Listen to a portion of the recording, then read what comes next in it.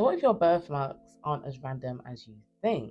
What if it's a message from another life? Some cultures have believed this for centuries, that birthmarks are leftover evidence of past life trauma, etched into the body like spiritual fingerprints. These marks may be the final imprint of a life interrupted, a death not fully healed, or a soul still processing the shock of what it endured. So think of them as energetic scars, not physical injuries passed through DNA, but emotional or spiritual marks or trauma or messages passed through time.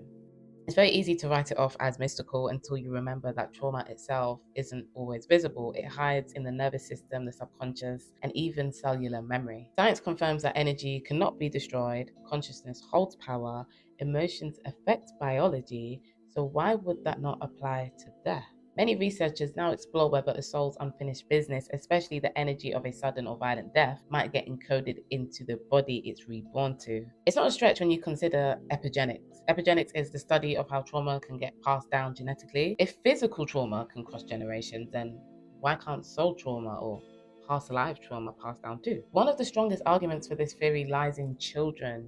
Children who, without any external influence, report vivid past life memories. And these aren't vague dreams. These kids can recall names, towns, details of their past lives, react strongly, even emotionally, when shown photos or objects from those lives. They develop phobias or physical discomfort to things they've never even seen before, or things they can't even articulate. And often a birthmark sits at the center of it all.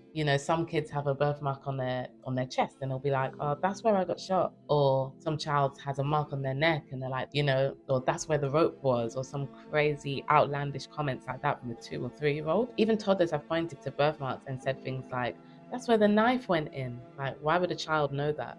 So these aren't just coincidences, they're patterns seen in thousands of documented cases around the world, which I will get into in the following videos actually. So definitely follow if you want to see all these cases, because I'm going to be going into all of them. It's so interesting. Some children actually experience pain in these areas where their birthmarks are, discomfort with no medical explanation.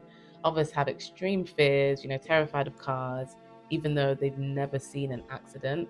Refuse to go near deep water without knowing why. Panic around fire despite never getting burnt. What are they remembering? What have we forgotten? So this theory challenges everything we assume about birth, memory, and healing. It suggests that, reincarnation isn't always a fresh start. Trauma transcends time and can carry forward if not resolved, and the body may hold the final echo of a soul's unfinished chapter.